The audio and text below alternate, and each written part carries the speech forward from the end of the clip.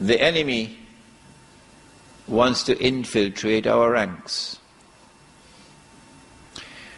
One of the ways in which the enemy infiltrates the ranks is to try to get spies.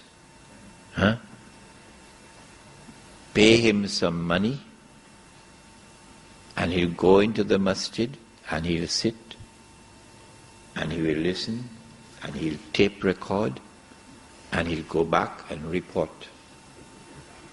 The spy. There was a young man in Miami, and then the FBI approached him and asked him to become one of their informers. And of course, we'll pay you. All that we want you to do is to go into the masjid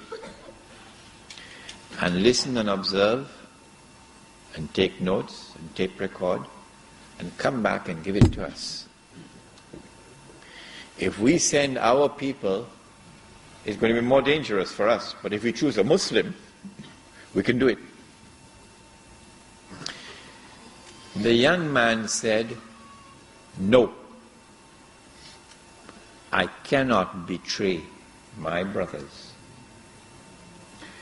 So the government of the United States of America threw him out of the country, took away his green card, and threw him out of the United States. And his uncle told me this story. Now here is a young man who could not be bought. That's character. That's values. No, Uncle Sam, not for $5 and not for $500 and not for $5 million. I am not up for sale. That's character. You can't buy me, not even with a mountain of gold. That's character. That's morals. That's integrity. So they try to attack you. But if the heart is turned to Allah, and you have in that heart honesty and truth and the fear of Allah, then they can't buy you, not even with a mountain of gold. I want to show you what happens when the heart is not turned to Allah, and we do not imbue ourselves with those divine attributes. I want to now turn to a subject that every young man is going to be mighty interested in. A subject called love. Falling in love. We have some young people here tonight, do we? You know, Allah subhanahu wa ta'ala, I hope I don't take too much time on this subject, but it's very important, because it deals with the heart of morality and character, the attack. If you want to understand how they destroy the power of a people, they know that it's the young men who wage war.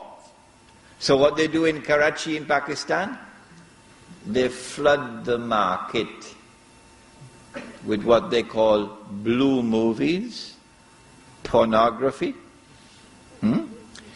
Every single street corner now has a video shop. And the video shop are peddling these blue movies. Do you think the blue movies reached to Pakistan by accident? You must be dreaming. It is the enemy who is attacking. And as the young men look at the blue movies, the pornography, in the videos and on the internet, what happens inside? قَدْ أَفْلَحَ مَنْ زَكَّاهَا وَقَدْ خَابَ مَنْ دَسَّاهَا. Successful will be those who purify themselves. And those who corrupt themselves will end up in the garbage bin. وَقَدْ خَابَ مَنْ دَسَّاهَا. They understand it better than we do. And so they attack you internally.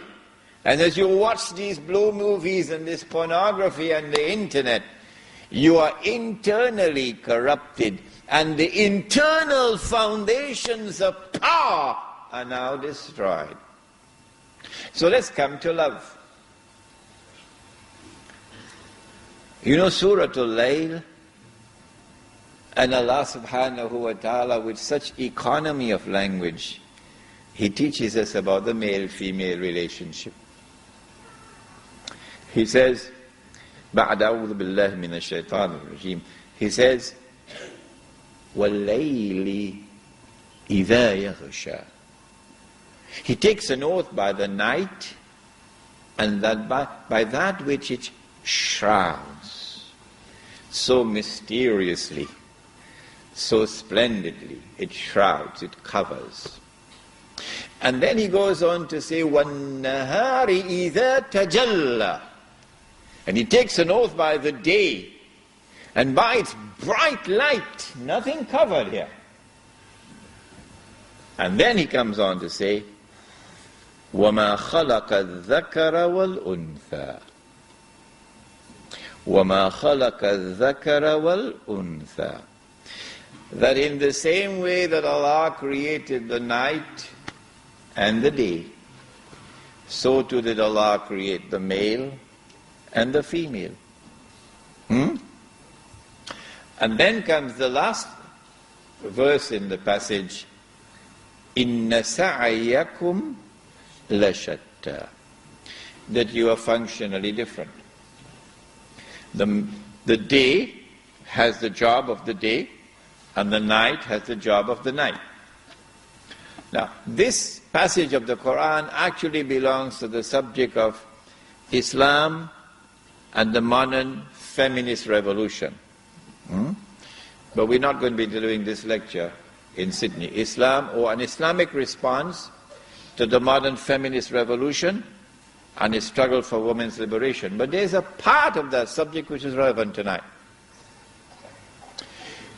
When the day is day and the night is night, look what happens. When a man is a man, not a rat. Look what happens. When the day is approaching the night, do you notice what happens? There is tremendous excitement.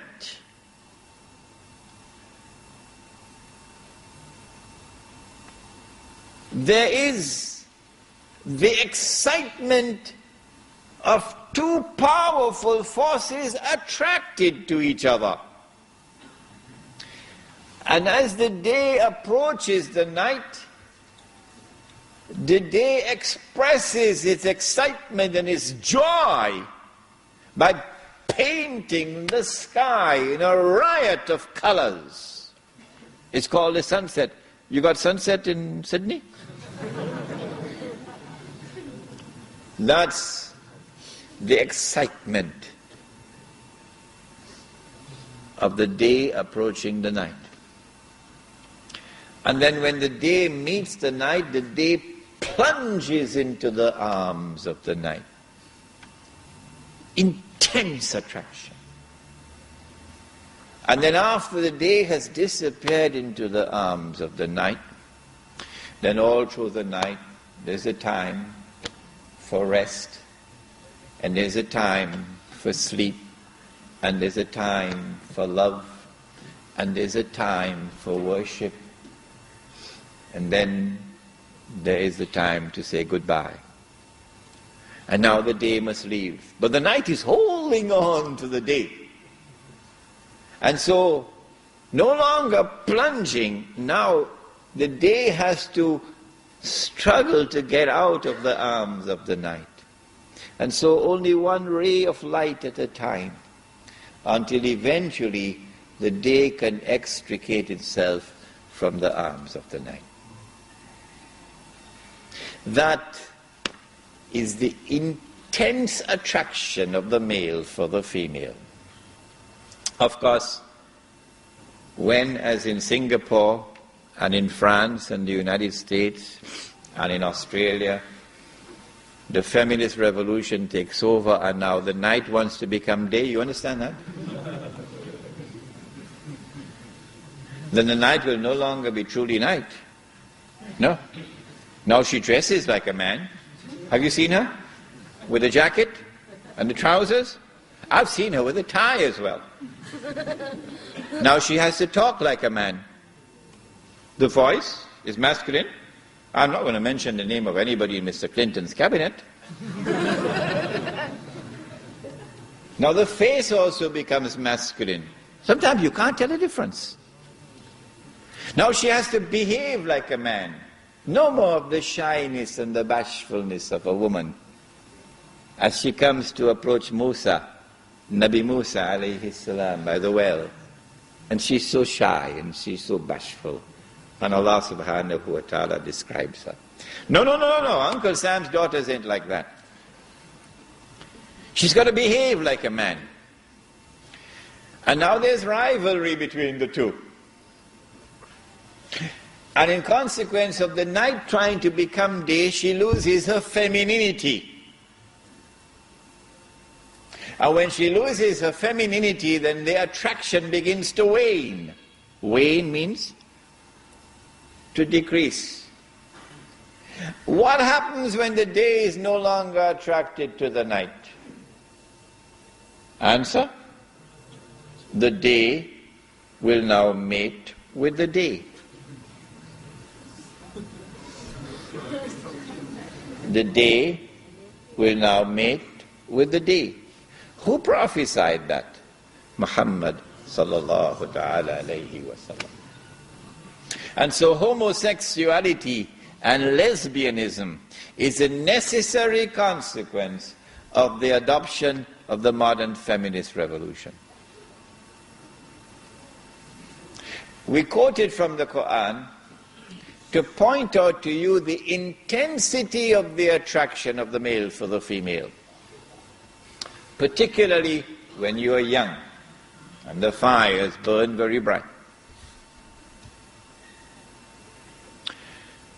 They say you got to fall in love first, and only after you've fallen in love, then you get married.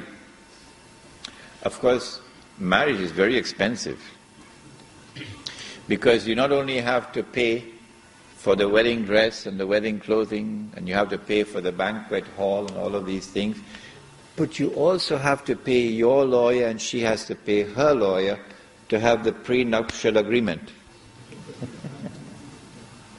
And then you get married. And you pledge eternal love for each other. You've heard it before. Eternal love for each other. And eternity lasts for 6 months. That's true. That's true. Eternity lasts for 6 months. We had so much love for each other. If you're a teenager tonight, listen to me. We had so much love for each other. Where did it go? After they got married, love left them. It went with a cloud, passing away. After they got married, every day the love grew less and less and less and less until it disappeared. Where did it go? The answer is, it wasn't love. Allah is Al-Wadud, the God of love. And so true love comes only from Allah. It doesn't come from a wink across the classroom. It doesn't come from rubbing shoulders in the marketplace. And it doesn't come from comparing blue jeans in a shopping mall.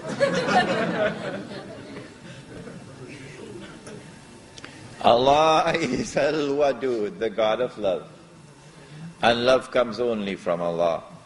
This is the message we've come to deliver tonight in Lakemba. on morals and character.